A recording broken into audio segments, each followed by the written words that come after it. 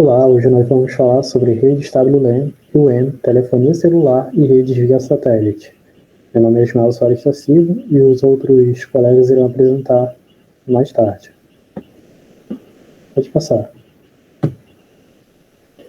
Esse é o nosso área do trabalho, está dividido entre o padrão IEEE 802.11, o TUR, telefonia celular e redes via satélite.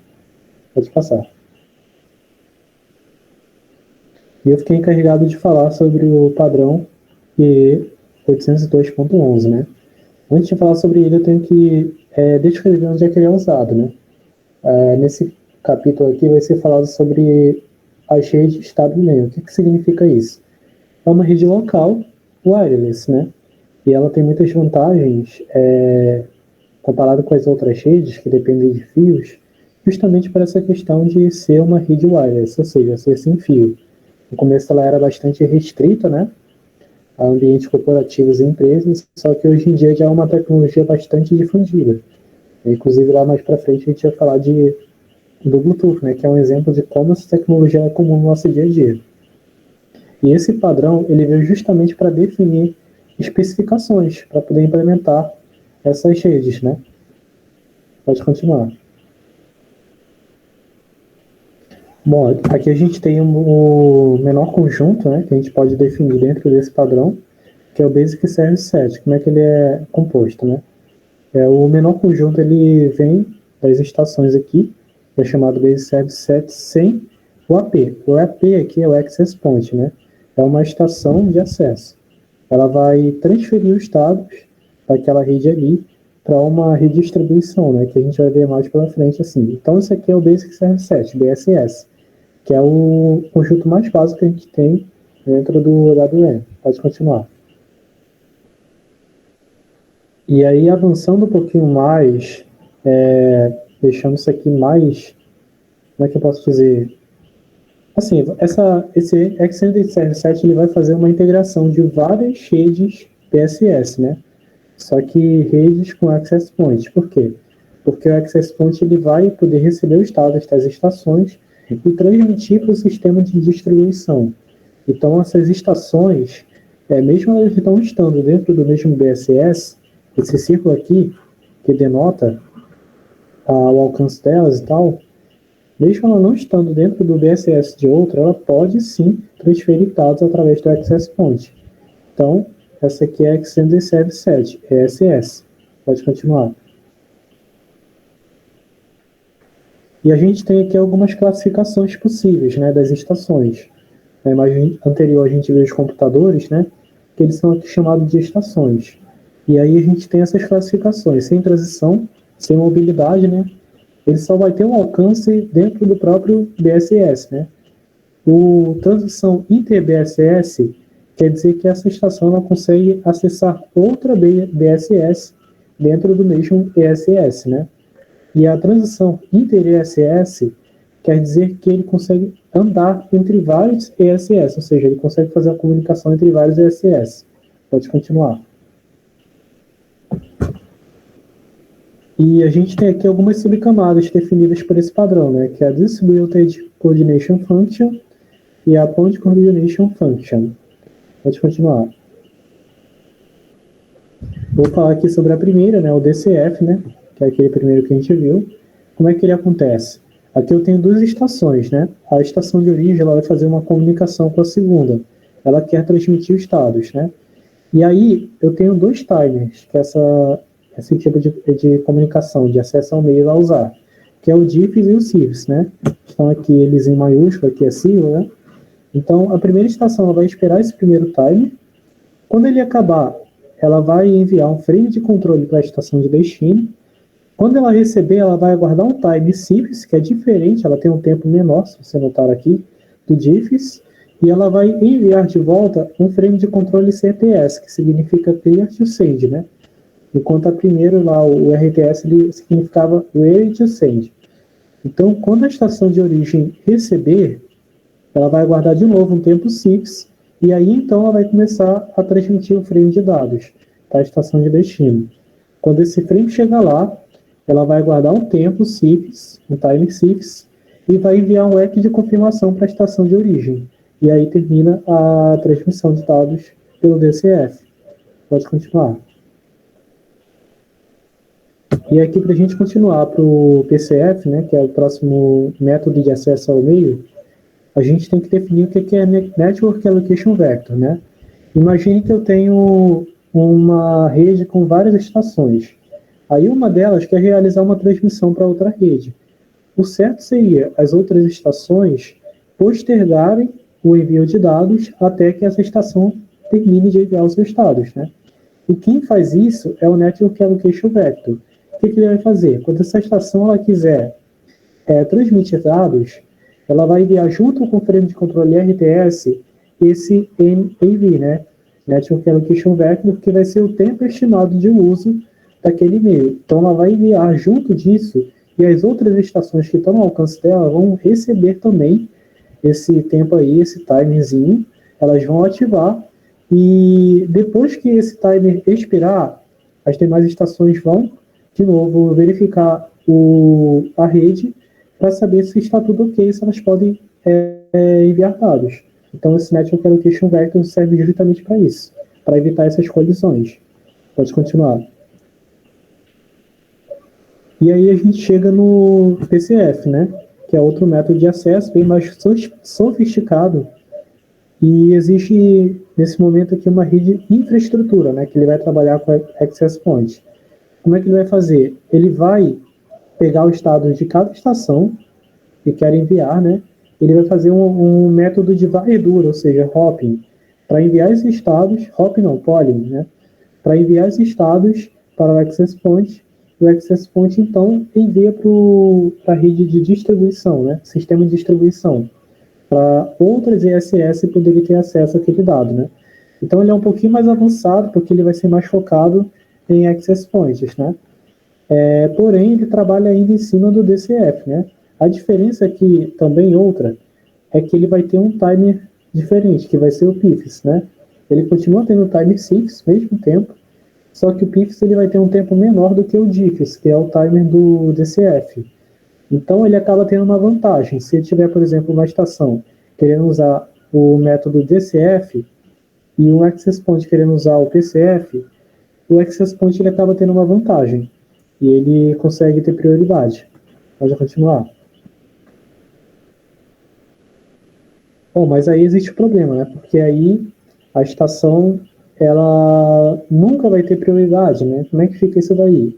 Bom, e para isso foi criado o intervalo de repetição, né? O que ele vai fazer? Ele vai permitir que a estação que quer usar o DCF consiga transmitir seus dados, né? Como é que ele vai fazer? Ele vai criar um novo, como é que posso dizer? Um novo frame, que é o beacon frame. O que ele vai fazer? Ele vai avisar as outras estações que vai ter uma estação querendo enviar um dado, e esse beacon frame ele vai avisar elas para poder esperar, para poder aguardar, né? Porque aí, se não tivesse isso, o Access Point ele teria sempre prioridade para poder enviar seus dados. Mas, como tem esse intervalo de repetição, a estação acaba tendo ali esse momento de poder enviar os dados. E aí, nesse tempo aí que ela estabelece, que fica ali para ela, ela consegue fazer todas as operações de envio, de transmissão, de confirmação. Pode continuar. E aqui a gente tem também, né, algumas camadas físicas que são estabelecidas por esse padrão. Pode continuar. Esse padrão aqui, FHSS, ele usa o método Frequency Hopping Spectrum, que traduzido é espalhamento espectral por saltos de frequência, que trabalha na faixa ISM de 2,4 GHz, e ele vai dividir o sinal em 79 subfaixas de 1 MHz, onde o gerador de números pseudo-aleatórios determina a sequência de saltos. Esse modelo utiliza a técnica FSK de 2 níveis, ou até mesmo FSK de 4 níveis, com 1 ou 2 bits altos, resultando numa taxa de até de 1 ou 2 megabits por segundo. E a próxima, pode continuar aí, é o DSSS, né? Que ele vai usar o método de espalhamento espectral de sequência direta. Ele vai trabalhar na faixa de 2,4 GHz, ele vai usar uma modulação PSK a 1 MB por segundo, né? possuída uma taxa total de dados de 1 ou 2 megabits por segundo. Pode continuar. O próximo, ele vai trabalhar com luz infravermelha. Aí, como é que ele vai fazer? Tipo assim, entrou dados a 1 megabits por segundo. Ele vai fazer uma associação de uma sequência de 4 bits a outra de 16, onde apenas um bit vai ser 1 e o restante vai ser 0. Aí, para dados a 2 megabits por segundo, vai entrar uma sequência de 2 bits associada a outra de 4 bits, onde um bit é 1 e o restante é 0. E as sequências associadas são convertidas em sinais ópticos. Pode continuar.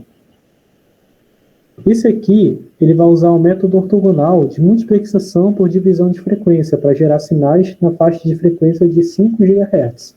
A divisão das faixas de frequência reduz o efeito de interferência, e se usado de forma aleatória, torna a transmissão mais segura. E aqui cabe ressaltar que esse aqui ele já vai operar na faixa de 5 GHz, que é uma faixa geralmente usada no meio médico, né? Por quê? Porque tem que ser uma faixa assim mais específica? Porque os aparelhos hospitalares, eles costumam ser muito sensíveis a interferências. Por isso que eles têm que operar em outra frequência, né? E aí, esse padrão também estabelece algumas especificações para esse tipo de modelo. Pode continuar. E essa aqui, ela vai ser bem similar à segunda que foi apresentada, né? A diferença principal dela vai ser a codificação, que vai ser por Complementary Code Keying, que vai codificar 4 ou 8 bits em um único símbolo CCK. Continue. Essa especificação aqui, ela vai utilizar o método OFDM na faixa de frequência de 2,4 GHz, atingindo uma velocidade de 22 ou 54 megabits por segundo. Pode continuar. E agora vamos falar da tecnologia Bluetooth, né? Que é uma das tecnologias wireless que foi criada lá em 1994, bastante antiga já, e naquela época ela já era bastante inovadora, né? Porque ela foi feita justamente para trabalhar com gadgets, com aparelhos móveis, e ela hoje em dia ainda continua muito presente em várias tecnologias, né? Ela... Pode continuar aí. Aí como é que ela funciona, né? Interessante dessa rede aqui é que ela acontece totalmente numa comunicação local, né? Então a gente vai ter uma rede BSS, no caso, né? E aí como é que acontece? Uma estação é escolhida como uma estação primária. E aí ela pode ter até 7 estações secundárias para essa transmissão de dados, né? E ela vai operar na faixa de 2,4 GHz, que é uma faixa assim bastante comum para esse tipo de aparelho, né? Para esse tipo de tecnologia. E essa rede que ela foi criada, ela se chama Piconet, né? E aí existe uma outra rede que ela é ScarNet. Como é que ela funciona? Uma dessas que está como secundária, uma das estações secundárias, ela acaba sustentando outra rede no lugar dela, que ela vai acabar acionando uma estação primária de outra rede. Aí fazendo isso, fica um efeito cascata de várias redes Piconets juntas, né, mescladas ali. E aí a comunicação acontece entre as estações primárias e secundárias, né? E hoje em dia, essa tecnologia ela já evoluiu bastante, né? Já tem várias... ainda é muito útil, né? Muito utilizada, uma tecnologia bastante simples assim, de implementar, não é tão cara, né, como outros que a gente tem por aí, e ela tem muitas inovações ainda, né? Tipo, frequências que se adaptam e tudo mais, ela tem várias adaptações. Pode continuar. E aqui uma das questões polêmicas sobre essa rede, né, a tecnologia Bluetooth, né, é a questão da segurança, né? Antigamente, as versões mais antigas de Bluetooth, elas não eram tão seguras, né? Elas não tinham essa questão que a gente tem hoje de paridade de PIN. Então, era muito complicado antigamente. Era um sinal assim, que era facilmente barrado. Hoje em dia, principalmente na versão 5.0 do Bluetooth, já tem mecanismo de controle de paridade para você limitar quais aparelhos vão poder conversar entre si usando essa tecnologia, e tem a questão dos dados criptografados, né, entre os aparelhos. Bom, agora eu vou falar sobre a telefonia celular. Bom, a telefonia celular ela foi projetada, né, para estabelecer comunicação entre duas unidades móveis Essas unidades móveis elas são denominadas de MS, que são os Mobile Stations, que em tradução significa estações móveis, ou também entre as unidades, a unidade móvel e outra fixa, né? Normalmente chamada de unidade terrestre. Então, um provedor de serviço, ele tem de ser capaz de localizar e rastrear uma unidade que faz a chamada, alocar um canal a chamada e também transferir o canal de estação de rádio base a outra, à medida que o usuário que faz a chamada ele deixa a área de cobertura. Então, para permitir esse rastreamento, cada área de serviço celular ela é dividida em pequenas regiões, que são chamadas de células. Cada célula contém uma antena, que é controlada por uma estação de rede com alimentação corrente alternada, ou por energia solar, que essa estação é denominada de estação rádio base. E então, por sua vez, a estação de rádio base ela é controlada por uma central de comutação, que é conhecida como MSC, que vem de Central de Computação Móvel. A MSC ela coordena a comunicação entre todas as estações de rádio base e a central telefônica. Então, trata-se de uma central que é computadorizada, que é responsável pela conexão de ligações, né? Bom, nós temos que o tamanho da célula não é fixo e pode ser aumentado ou diminuído, né, dependendo da população da região. O raio de cobertura típico de uma célula é de 1 a 20 quilômetros. Áreas que são densamente povoadas, elas precisam de células que geograficamente sejam menores, né, para poder atender às exigências do tráfego, né, que aquelas áreas de menor densidade precisam. Então, uma vez que é determinado o tamanho da célula, ele é otimizado, né, para poder evitar interferência de sinais de células que estejam próximas, né. Então, nós temos que a potência de transmissão de cada célula é mantida baixa, né, a modo que evite, né, que o seu sinal interfira nas outras células. Bom, princípio da reutilização de frequência. Bom, no geral, células que são vizinhas, elas não podem usar o mesmo conjunto de frequências, né, para comunicação, porque isso pode gerar interferência, né, para os usuários que estão localizados próximos às fronteiras de uma célula com outra, né, próximos às fronteiras das células. Só que o conjunto de frequências que está disponível ele é limitado e elas precisam ser reutilizadas, né? Então, nós temos um padrão de reutilização de frequências, que é a configuração de N células, com N sendo o fator de reutilização, no qual cada célula usa um conjunto de frequências exclusivo. Então, quando o padrão ele é repetido, as frequências podem ser reutilizadas. O número de frequências, o número de células, eles definem o padrão.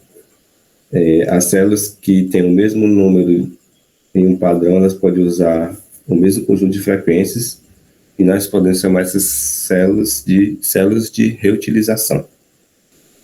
Bom, transmissão. Para fazer uma ligação de uma estação móvel, aquele C que digita, que faz a chamada, ele digita um código que pode ser de 7 ou 10 dígitos, e ele envia. Então, a estação móvel ela vai e rastreia a banda, ela procura um canal de configuração com sinal forte e envia os dados, né? Envia os dados direto para a estação rádio base, que está mais próxima. E a estação rádio base, ela retransmite os dados para a MSC. Então, a MSC ela envia os dados para a central telefônica.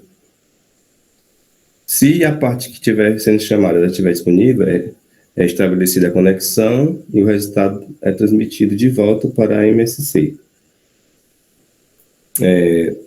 Então, nesse ponto, a MSC aloca um canal de voz para ligação e é estabelecida uma conexão. Então, a estação móvel ela ajusta a sintonia para um novo canal, então a comunicação ela pode ser iniciada. Recepção. Bom, quando um telefone ele é chamado, A central telefônica ela envia um número para a MSC. Nesse caso, ela procura a localização da estação móvel. Ela faz isso enviando sinais de consulta para cada célula. Assim que a estação móvel é encontrada, a MSC ela transmite um sinal de descagem, e quando a estação rádio base responder, ela aloca um canal de voz para a ligação, e assim permite a conversação e permite que a conversação seja iniciada. Bom, handoff, passagem de controle de canais de comunicação. Bom, pode ser que durante a conversação, né, a estação móvel ela mude de uma célula para outra, né? Pode ser que ela esteja em movimento. Então, quando isso ocorre, o sinal ele pode ficar fraco. Então, para resolver esse problema, a MSC ela monitora o nível de sinal em intervalo de poucos segundos. Se o nível do sinal diminuir, a MSC ela vai procurar uma nova célula capaz de melhorar a comunicação, né, por poder acomodar de forma melhor, por estar mais próxima. E então a MSC ela muda o canal, então transportando a chamada para uma nova célula. Hard handoff. Bom, os primeiros sistemas eles usavam um hard handoff, né, no qual uma estação móvel ela se comunica apenas com uma estação rádio base. Quando a estação móvel ela se desloca de uma célula para outra, primeiro a comunicação ela precisa ser desfeita, né, com a estação rádio base anterior, antes que possa ser estabelecida uma comunicação com a nova estação rádio base. Na soft handoff, né, os novos sistemas eles utilizam essa tecnologia, essa configuração. Nesse caso, uma estação móvel ela pode se comunicar com duas estações rádio base ao mesmo tempo. Então, significa que durante o handoff, uma estação móvel ela pode continuar com uma nova estação antes de desfazer a ligação com a rádio base antiga. Bom, Home é um recurso da telefonia celular, que significa, né, em princípio, que o usuário ele pode ter acesso à comunicação ou pode ser alcançado onde existe cobertura, né? Um provedor de serviço, normalmente, ele tem cobertura limitada, e os provedores de serviços vizinhos são capazes de oferecer uma cobertura estendida por meio de contratos de home. Essa é uma situação que é semelhante à utilização dos correios, né, no qual existe uma transferência de mercadorias entre países. Então, nós temos que a tarifa pode ser, de uma carta, por exemplo, ela pode ser dividida entre os dois países.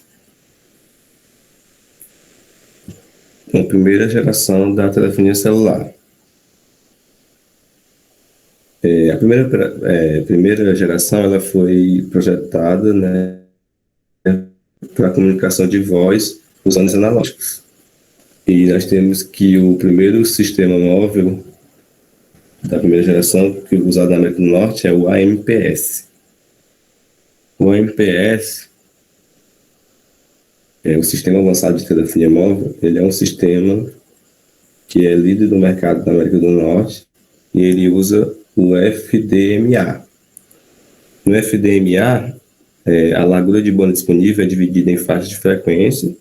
É alocada uma faixa a cada estação para envio de seus dados. Então, em outras palavras, cada faixa de frequência é reservada a determinada estação e a ela pertencerá, né, durante todo o tempo. Bom, o AMPS ele opera nas faixas de frequência ISM de 800 MHz. O sistema ele usa dois canais analógicos, um para comunicação no sentido direto, que é da estação rádio base para a estação móvel, e outro do sentido inverso, né, da estação móvel para a estação rádio base. A faixa entre 824 e 840 MHz é responsável pela comunicação no sentido inverso. A faixa de frequências entre 869 e 894 MHz é responsável pela comunicação no sentido direto. Bom, segunda geração, né, da telefonia celular.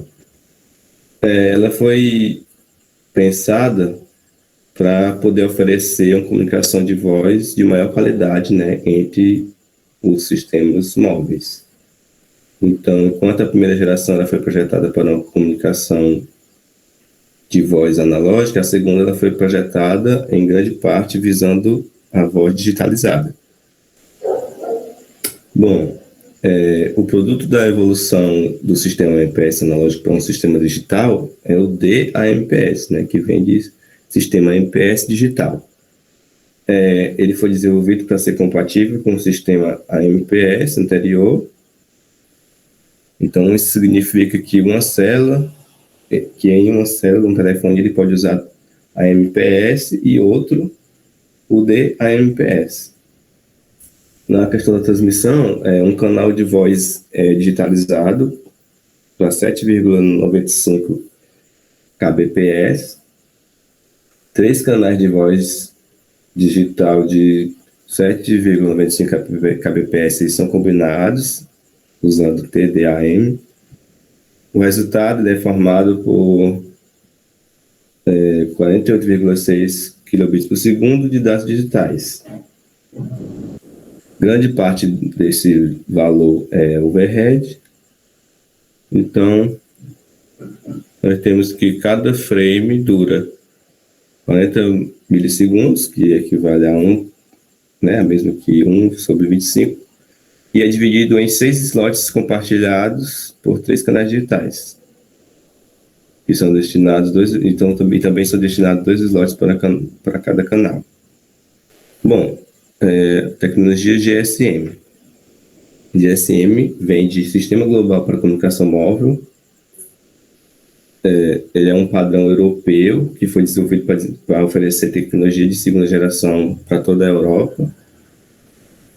E o objetivo era de substituir várias tecnologias de primeira geração que são incompatíveis entre si. Bom, o GMS ele usa 2 faixas de frequência para comunicação, que é duplex. Cada faixa ela tem largura de 25 MHz, deslocada no sentido dos 900 MHz.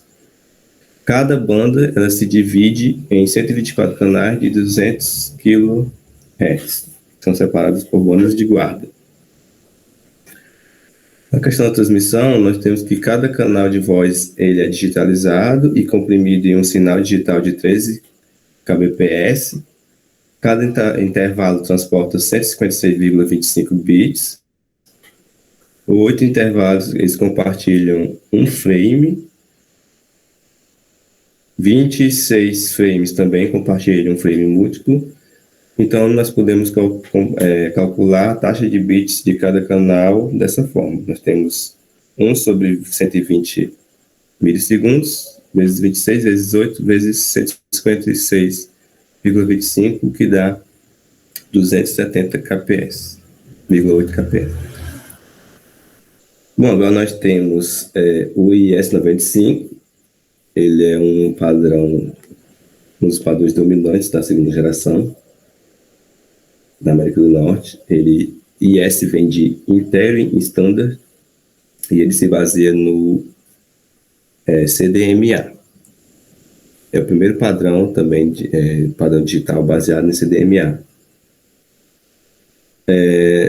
O IS-95 ele usa faixas de frequências para comunicação duplex. As faixas podem ser divididas em 20 canais de 1,228 MHz, que são separados por bandas de guarda.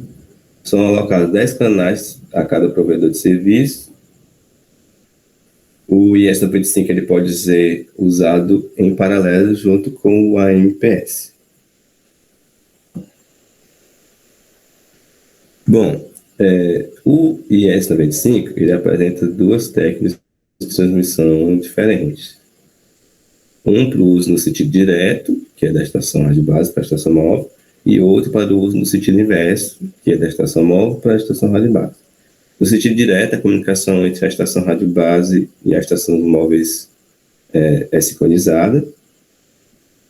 A base envia dados sincronizados para todas as estações móveis. E transmissão inversa, nós temos que o uso do CDMA, no sentido direto, ele é possível porque o canal piloto ele envia uma sequência contínua de 1 segundo para sincronizar a transmissão. A sincronização ela não é usada no sentido inverso, né? Porque aí vai precisar de uma entidade que possa fazer isso, né? O que não é viável. Então, em vez do CDMA, os canais inversos usam o DSS, que é o Direct Sequence Split Spectrum. Bom, a terceira geração da telefonia celular, ela se refere a uma combinação de tecnologias que fornece uma série de serviços. Ela pode fornecer comunicação de voz, assim como a transmissão de dados digitais. Então, usando um dispositivo pequeno e portátil, uma pessoa ela poderia ser capaz de falar com qualquer pessoa do mundo com qualidade de voz similar àquela da rede de telefonia fixa existente. É possível baixar e assistir filmes, baixar e ouvir músicas, navegar na internet, jogar, estabelecer videoconferências. E nós temos que o conceito de terceira geração ele começou em 1992, quando foi emitida uma especificação preliminar denominada IMT 2000.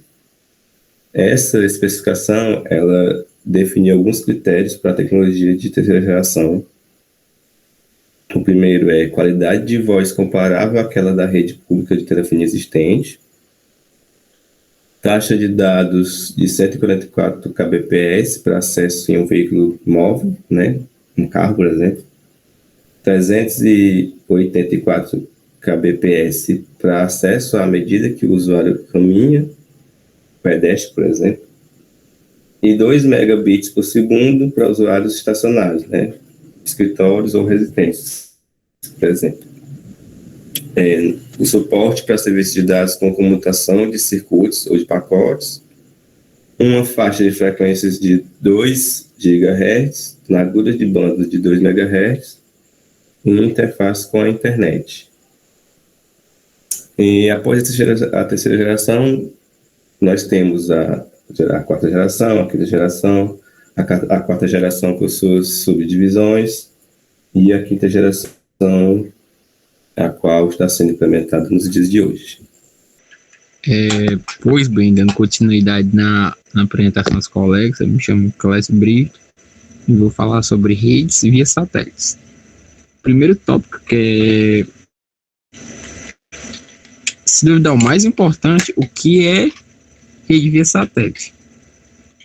Basicamente, entende-se que a solução satélite consiste em uma conexão que não utiliza meio físico, como é o caso das redes de fibra óptica e redes cabeadas.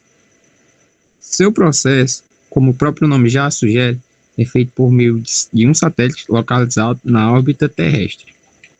Esta conexão recebe o nome de bidirecional, por causa de um recebimento e envio simultâneo de dados. Sua utilização é particularmente importante e necessária para empresas que precisam conectar localidades em áreas que os cabos ou sinais de rádio não alcançam, ou onde precisa de uma disponibilidade que as redes terrestres não conseguem atingir. Segundo tópico, são as redes corporativas satélites em números. Segundo a pesquisa realizada pela NSR, a quantidade de satélites na América Latina segue uma tendência de crescimento importante ao longo dos anos, chegando a um crescimento de mais de 20% nos próximos 3 anos, com cerca de 5 mil novos pontos conectados com essa tecnologia, que no caso é a tecnologia via satélite. Tem uma estimativa que o crescimento médio é de 13 mil sites por ano, distribuídos por diversos mercados, com destaques para aplicações de varejo, programas de inclusão social, energia, entre outros. Mas aí você já pergunta, né? O que são as bandas das redes corporativas via satélites? Os equipamentos de telecomunicação sem fio fazem uso de frequência ou de um conjunto de frequências chamados de banda. Esses mesmos vão desde celulares a rádios, TVs e satélites. Na comunicação via satélite são utilizados três principais tipos, que no qual são a banda QU, banda KA e banda C. O primeiro tópico vai ser a banda KU, que no qual ela é a frequência utilizada para a transmissão via satélite na transferência de dados, bidirecional entre o satélite e a antena. Sua faixa de frequência é a mesma utilizada por emissores de TV ou rádio, vai de a 10.7 GHz e a 18. O segundo tópico é a banda QA, que no qual ela possui a frequência mais alta e o maior espectro de banda, isto é, o maior número de frequências dentro da faixa, vai de 27 a 40 GHz. Essa banda é muito utilizada para oferecer conexões de uma alta velocidade, servindo, inclusive, como opções para locais com congestionamento de redes de baixa frequência. Os equipamentos utilizados nessa banda são de menor dimensão, consequentemente mais baratos e mais fáceis de instalar. O terceiro e último, a banda C, no qual a faixa dessa frequência ela pode ser utilizada para a transmissão de dados e ela pode ir de 3.7 a 6.425 GHz. Tem um alto nível de estabilidade de sinal e permite tráfego de dados mesmo com condições climáticas adversas, como, por exemplo, nuvens carregadas, chuvas fortes, excesso de poluição. Consequentemente, seu custo vai ser um custo bem mais elevado, mas o capital é recuperado ao longo do tempo. Muito obrigado, e essa é a nossa apresentação.